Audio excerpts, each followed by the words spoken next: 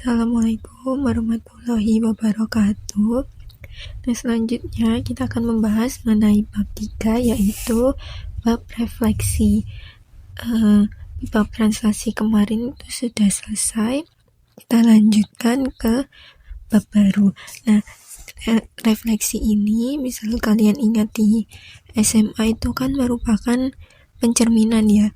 Nah, di level yang lebih tinggi kita akan menguraikan satu persatu tentang refleksi dari pengertian sampai pembuktiannya. Nah, contoh refleksi sendiri itu seperti ini. Nah, misalkan ada sebuah gunung seperti ini, lalu ada bayangan gunung lagi yang dicerminkan di air. Nah, di gambar di atas itu merupakan gunung yang bersalju mempunyai bayangan di air yang sama persis. Namun, posisi bayangannya itu terbalik. Nah, ini menunjukkan bahwa gunung tersebut dicerminkan dalam air. Nah, berikutnya kita akan bahas mengenai konsep refleksi itu sendiri. Nah, kita langsung saja membahas tentang teorema 3.1, yaitu refleksi merupakan transformasi. Nah, untuk membuktikan bahwa refleksi merupakan transformasi, kita harus membuktikan 3 syarat dari transformasi itu sendiri. Yang pertama, apakah refleksi sebuah fungsi? Lalu, apakah refleksi itu surjektif? Dan yang ketiga, apakah refleksi itu fungsi injektif? Oke, kita bahas dulu mengenai teorema 3.1 tadi, yaitu refleksi merupakan transformasi. Nah, yang pertama ini kita kan harus membuktikan dulu apakah refleksi suatu fungsi. Nah, di sini ditulis MGA sama dengan A jika A elemen G. Nah, ini tuh merupakan definisi dari refleksi di sini, di mana G ini merupakan garis yang bertindak sebagai cermin. Nah, sedangkan M yang besar itu adalah pemetaan pencerminan G terhadap garis G. Nah, lalu A ini merupakan titik yang dicerminkan dan hasilnya tetap, yaitu A MG A sama dengan A. Maka titik tersebut terletak tepat pada garis cermin A. Maksudnya gimana? Nah, maksudnya titik P itu tidak berpindah tempat karena ia berada pada cermin. Misalnya gini analoginya, jika kita punya cermin lurus, misalnya kita namakan cermin itu garis G dan meletakkan sebuah titik, yaitu titik A, tepat di atas permukaan cermin G tadi, maka bayangannya itu kan pasti MA, yaitu tetap berada di titik yang sama, yaitu titik A. Nah, yang ini tadi juga sama. Nah, MG itu kan melambangkan sebuah pencerminan ya, atau refleksi terhadap garis G yang merupakan sumbu refleksinya. Nah, maknanya itu A elemen G ini, nah ini misalnya, nah itu jika titik A terletak tepat pada garis G atau garis cerminnya, maka hasil pencerminannya adalah titik itu sendiri. Makanya di sini ditulis MGA sama dengan A karena pencerminan A merupakan titiknya sendiri. Kemudian titik tersebut tidak berpindah tempat. Lalu sumbu A ini maksudnya apa? Nah, sumbu A aksen itu merupakan garis yang bertindak sebagai sumbu simetri yang membagi dua sama panjang garis yang menghubungkan titik asal A dan bayangannya, yaitu A aksen. Nah, jika A aksen berada di garis G yang jaraknya 0, maka bisa disimpulkan bahwa A sama dengan A aksen. Nah, di kasus satu ini tuh tujuan kita adalah untuk membuktikan bahwa untuk setiap titik X di bidang V, maka bayangannya itu X aksen ada dan tunggal atau hanya satu. Nah, di sini yang pertama yaitu kita tuliskan Definisi MG, A sama dengan A jika A elemen G. Maksudnya ini merupakan definisi dari refleksi, yaitu jika titik A itu menempel atau berada di cermin G, maka bayangannya itu merupakan titik itu sendiri. Nah, lalu di bawahnya MGA sama dengan A aksen jika A bukan elemen G. Maksudnya itu, misalkan titik A ini ada di luar cermin. Nah, cerminnya ini nanti akan menjadi garis sumbu antara titik dan bayangannya. Di langkah kedua, kita ambil sembarang X elemen V atau ambil sembarang titik X di bidang V. Nah, kita mulai di kasus 1, yaitu X elemen V dan X elemen G. Maksudnya di sini yaitu kondisi jika misal titik X yaitu menempel di garis cermin G.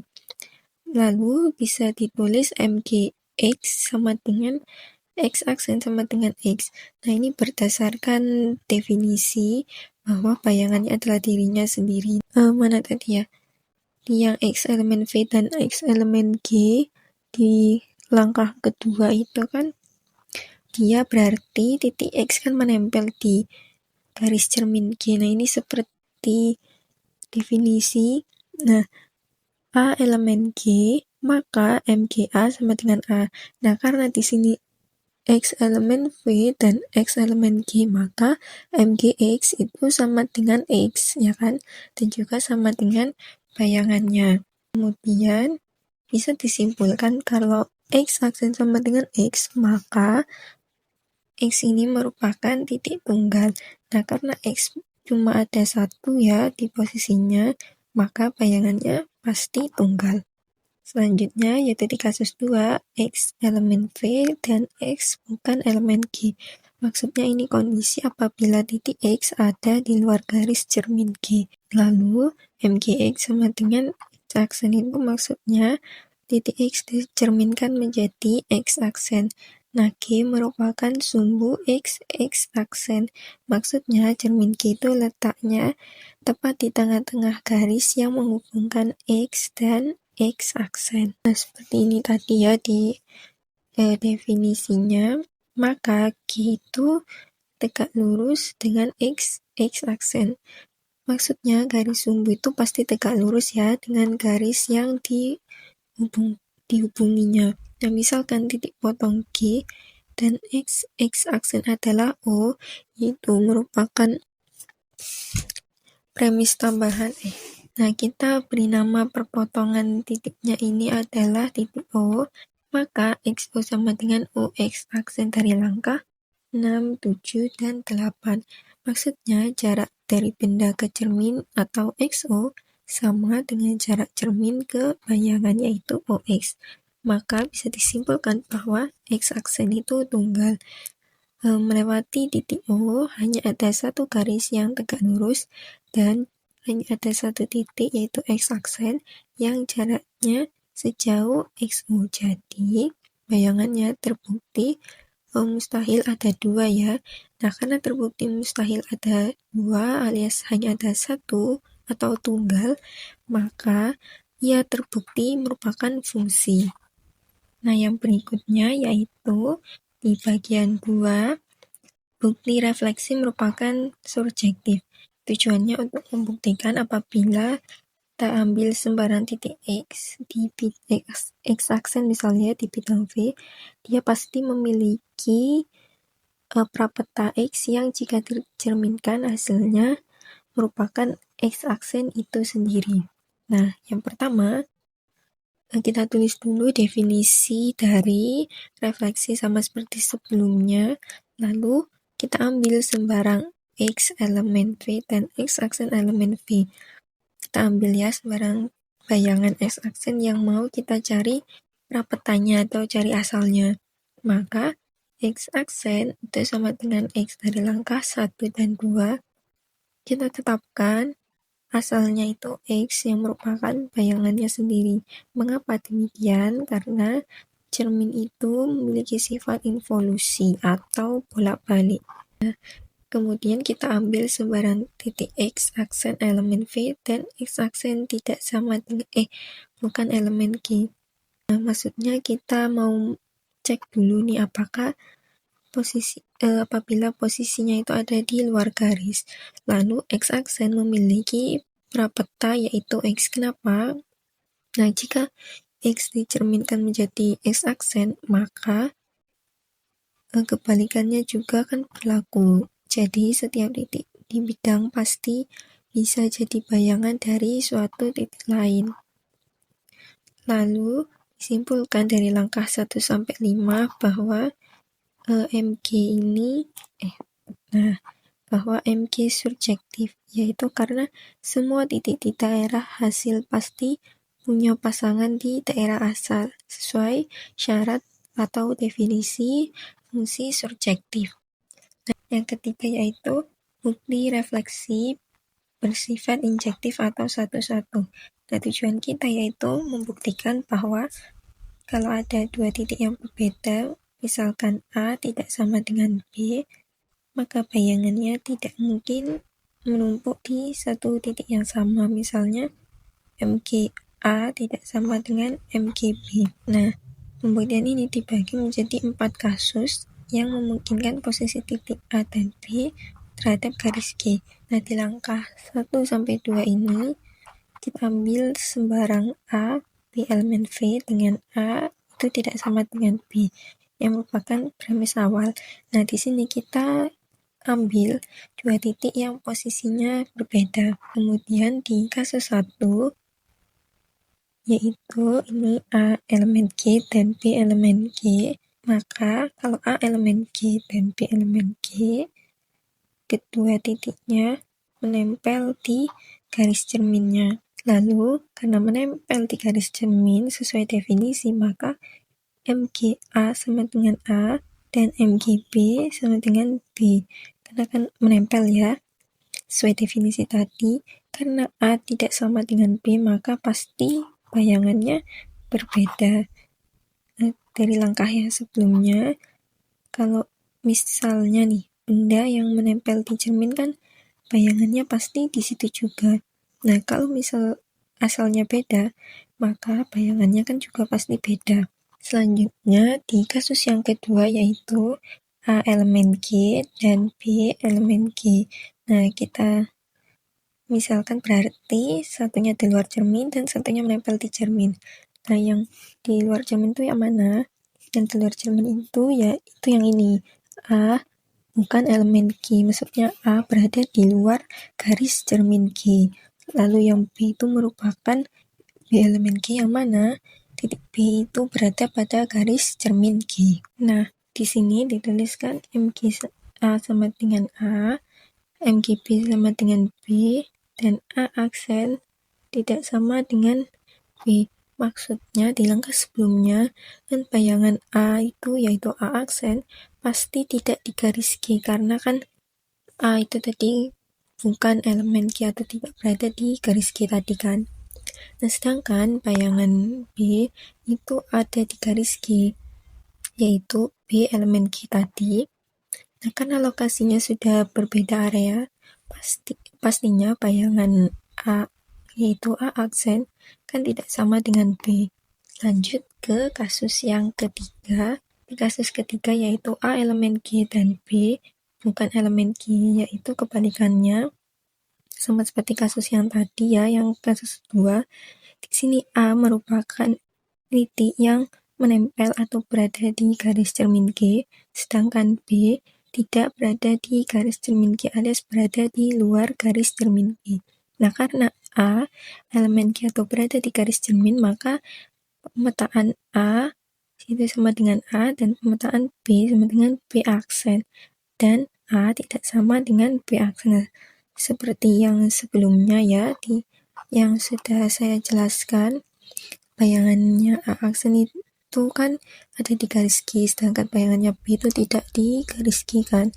Karena lokasi bayangannya sudah berbeda, maka bisa dipastikan bahwa mereka itu bukan titik yang sama atau A tidak sama dengan B aksen.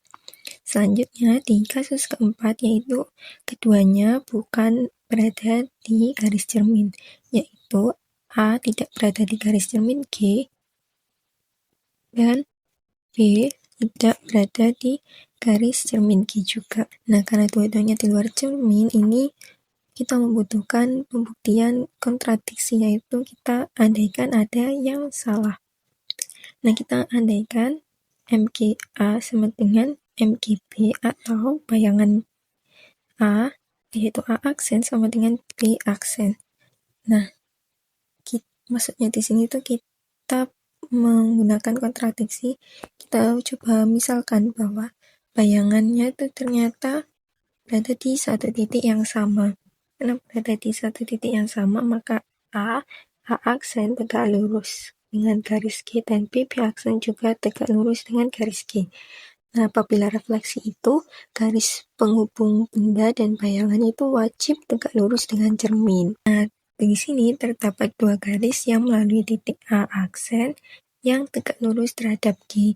Nah, ini merupakan kontradiksi definisi yang mana karena A aksen sama dengan B aksen, yang mana berarti sama dari satu titik, yaitu A aksen. Nah, kita bisa menarik dua garis berbeda, yaitu A aksen dan B aksen yang sama-sama tegak lurus ke garis G. Padahal dalam geometri, dari sebuah titik di luar garis kan cuma bisa ditarik satu buah garis yang tegak lurus toh. Nah, kalau dari penjelasan tadi itu bisa ditarik dua garis yang berbeda, itu kontradiksi dengan definisi di geometri yang hanya bisa ditarik satu buah garis di luar garis itu. Nah, karena pengandaiannya salah, maka yang benar adalah MGA tidak sama dengan MGB, yaitu bayangannya pasti berbeda kan. Bayangannya A itu pasti beda dengan bayangannya B, maka karena berbeda terbukti bahwa refleksi merupakan injektif. Oke, kita lanjutkan di teorema berikutnya, yaitu teorema 3.2 yang menyatakan bahwa refleksi merupakan isometri. Nah, kalau misalnya masih ingat ya, refleksi itu merupakan isometri. Nah, kalau tidak salah itu ada 3 sifat isometri. Nah, salah satunya sifat isometri itu adalah mempertahankan jarak. Nah, intinya di teorema 3.2 ini mengatakan bahwa setiap refleksi itu suatu isometri, yaitu kita harus membuktikan bahwa kita misalkan punya dua titik, yaitu titik A dan B, maka jarak mereka AB akan sama persis dengan jarak bayangannya, yaitu A aksen dan B aksen. Tidak boleh memanjang maupun pendek. Oke, kita masuk ke pembuktian yang kasus 1 dulu, yaitu AB elemen G, yang mana artinya dua titik ini berada pada garis cermin G, yaitu menempel di garis cerminnya. Nah, apabila karena menempel, yaitu A elemen G tadi, maka bisa ditulis kembali melalui definisi, yaitu pemetaan G titik A, apa ya bacanya? Pokoknya ini MGA sama dengan A aksen atau sama dengan A, dan MGB sama dengan B aksen sama dengan B. Ini sesuai definisi refleksi tadi. Nah, karena titik A dan B itu berada pada garis cermin G, yaitu menempel pada cermin G, maka bayangannya ia merupakan dirinya sendiri. Lalu, karena bayangannya merupakan dirinya sendiri, maka B itu sama dengan A aksen, B aksen dari langkah ketiga. Nah, lanjut ke kasus 2. Nah, di kasus 2 ini yaitu A elemen G, tapi B bukan elemen G. Itu sama seperti yang sebelumnya di teorema 3.1. Kalau A elemen G, maka A itu berada pada garis G atau menempel di garis G. Sedangkan B bukan elemen G, maka titik B itu berada di luar garis cermin G. Nah, karena sesuai definisi, kalau A itu menempel pada garis cermin, maka bisa ditulis MGA sama dengan A, aksen sama dengan A. Dan MGB sama dengan B aksen. Dari definisi refleksi ya.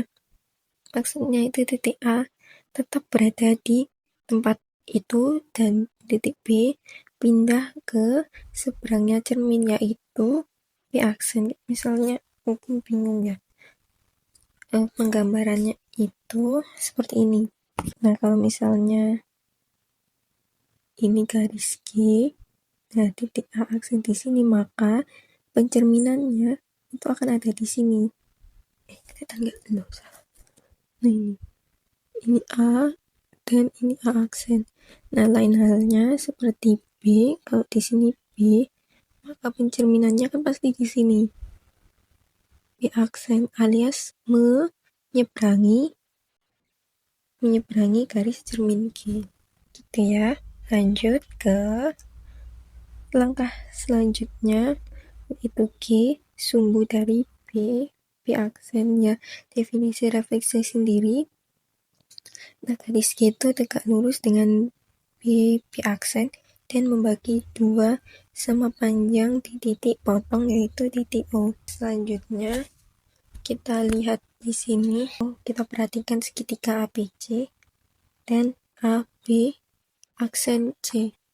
Nah, kita bisa tulis di sini ya, AC itu sama dengan AC karena garisnya berhimpit, maka besar sudut ini ACB itu sama dengan besar sudut ACB aksen, yaitu sama-sama 90 derajat, maka BC itu sama dengan B aksen, C aksen.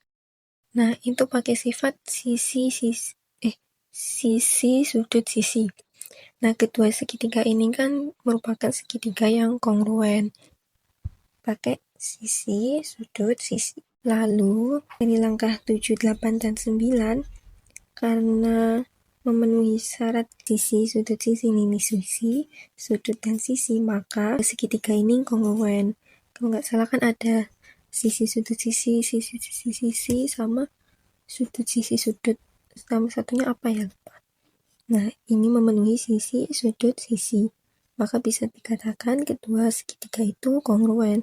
Nah, karena kongruen, maka sisi-sisinya itu kan juga sama, yaitu AB sama dengan A aksen, B aksen. Selanjutnya di kasus ketiga, yaitu A dan B bukan elemen G, yaitu dua-duanya berada di luar cermin. Maka kita bisa tulis di langkah 1 dan langkah 12 tadi itu MGA sama dengan A dan MGB sama dengan B aksen.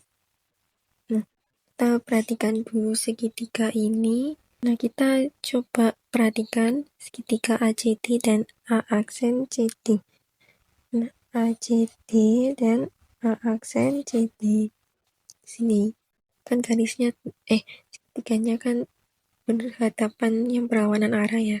Nah, maka di sini besar sudut ADC itu sama dengan besar sudut A aksen DJ, yaitu sudutnya siku-siku. Maka AD sama dengan A aksen D, karena G merupakan sumbu simetri yang membagi dua segitiga menjadi dua bagian yang sama.